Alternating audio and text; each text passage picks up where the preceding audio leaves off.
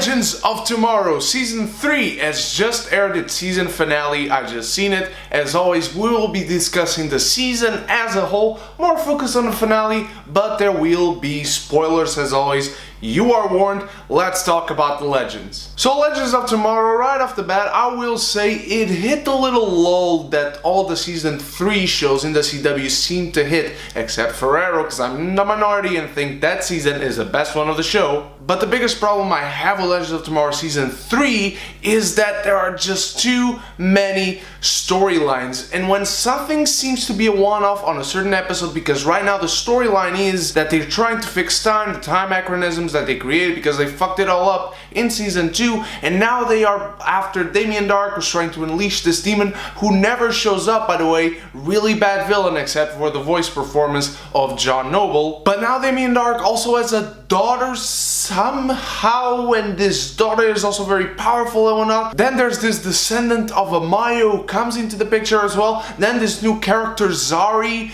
who comes into the team, and all her character is from beginning to end of the season is she's pretty sarcastic and pretty much an asshole to everyone, doesn't like anyone at first, but then it turns out she does like everyone at the end. But I'm just spewing out all my problems with the season, and I gotta say, I still really like this show. This show shows that it understands what it is. It's Golden Age comics at its best. This show has so much fun with itself when it wants to. All the references, all the one-liners, the Easter eggs when it comes to referencing characters or former roles of all these actors, they are just so great at putting the comedy to a T. They nail that aspect of the show. Mick Rory is incredible in this season as well. All his jabs at people are fantastic, especially right now at the season finale after they separate, after forming Bebo, and he says worst orgy ever.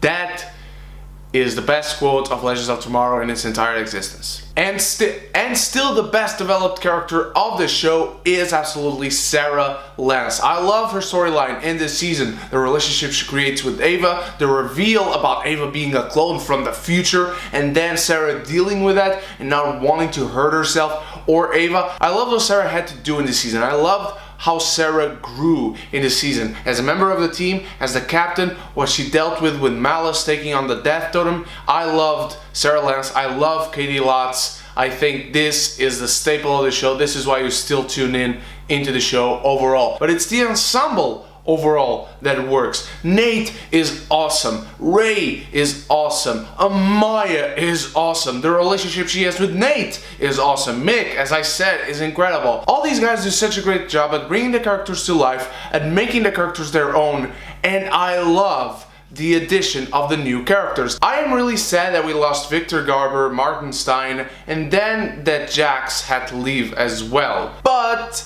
at the same time, I'm really happy that that opened the doors for Kid Flash to come in and try to fit into a show, actually, though he doesn't exactly fit still, in my opinion, but he has time to grow. But the best addition to this is John Constantine, who pops up here and there in very, very good episodes in this season, but now he's a permanent member of the team. By the end, he brings this dragon head to the feet of the Legends as they are chilling down in Aruba, as they were, or at least Mick was, in the beginning of the season, and now they are going after demons, which is what Constantine does. So I can't wait to see Etrigan the Demon and see the Legends become Dark Legends of Tomorrow, as in Justice League Dark. I don't know, they're not going to call it that, it's just Legends of Tomorrow again, but one can dream. So I loved all the characters, I loved all the comedy, I loved the adventure aspect. Every episode, different time period, different adventure, different thing that they had to do. They had to save Barack Obama from Grodd. They had to save so many people throughout time. The president, and even John Noble, who guest starred in the last episode before the season finale, which is really weird and does speak for all the storylines that are coming into this show in this season. There are so many things jumbling around that the last episode before the season finale is one where we get guest starring John Noble, and it's literally called that, and it's just John Noble popping out as he was playing the father of Boromir in The Lord of the Rings. And I did love the Bebo episode back early in the season, but then at the end they are forming this gigantic powerful being together, bringing the totems together and themselves together. They are forming Voltron. themselves say that. How can you not get excited to possibly see Voltron fighting Malos, who by the way is the most generic looking demon ever? That was a template years ago before Fantasia came out for Chernobog. Some designs were rejected and now we have Malos because of that. And as I said, I like the Bebo episode because it showed that the legends could have fun with themselves. But there is such a thing as having too much fun. There is such a thing of too much of a good thing. And this was the case because instead of forming Voltron, or at least something original, they form Bebo. And so you have this giant plushie toy in the climatic battle of an entire season facing a demon.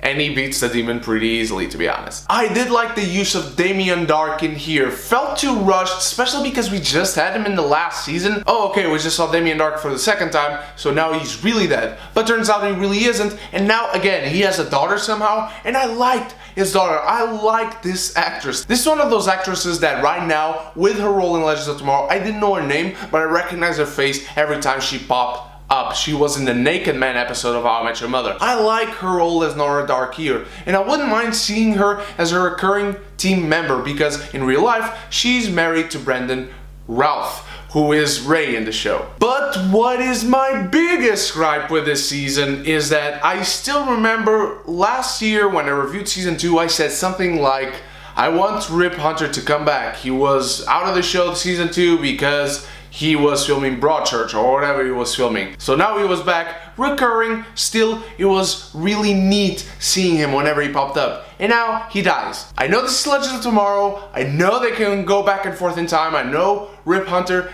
can pop here and there in one or another adventure, be a recurring cast member, but the fact that they kill him off just tells me that Arthur Darvill, who plays Rip Hunter, is not coming back as a permanent piece of this show, and that sucks. I want him. I want Rip Hunter to be the lead so bad. I adored him in season 1. I adored him every time he popped up here. I adored him whenever he popped up last season, and he popped up last season really few times. He just brings such a dimension of humanity to this show that I really loved whenever this character pops up. He shows up in the beginning and then he is fired from the Time Bureau, so then that's an excuse for him to drop out of the show for a while. And I'm like, oh, come on, don't tease me, man. This season 3 is definitely not the best one of the show. I really do like their adventures. This is a very episodic show and it works really well that way. The comedy is great. The action is great. The characters are fantastic. All of them grow quite a bit throughout the show, except for Zari. And I like that they are going back to places where they made allies. They have gathered people that they've met throughout their adventures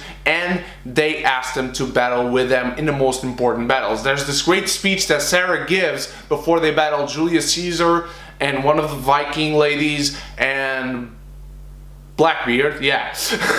And so they are going to battle these misfits who are clearly not going to win, and they're giving this great speech and I'm like, no, you've had bigger adversaries before. Reverse Flash and Malcolm Merlin and Damien Darhk, those were tougher allies, not these scoundrels who you're gonna beat like that. And they did. There are many weak aspects to the season of Legends of Tomorrow, but I still really enjoyed it. Definitely the weakest out of the 3 so far, but it does really leave me excited for season 4 with that last bit of the show as John Constantine comes to interrupt their chilling in Aruba. Can't wait. I'm going to say Legends of Tomorrow season 3 is a martini. It is a damn fine time. Anytime. What did you think of Legends of Tomorrow Season 3, my beautiful geekies? Did you enjoy it? Did you not? Let me know in the comments below who is your favorite legend and who would you like seeing join the team. By the way, I forgot to say this, but it really sucks that Amaya is also leaving, because another great character that is leaving, and not Zari. Thank you so much for watching. You guys are the best. This week I have reviews for Rampage and Truth or Dare. Can't wait to see you on those. Can't wait to watch those and bring you those reviews. Thank you so much once more. You guys are the best. Can't wait to see you there. Can't wait to bring you more reviews from the CW shows. And so until then, you stay beautiful, you stay geeky, and if you haven't done so yet, click the subscribe button and the bell so you can be geeky united.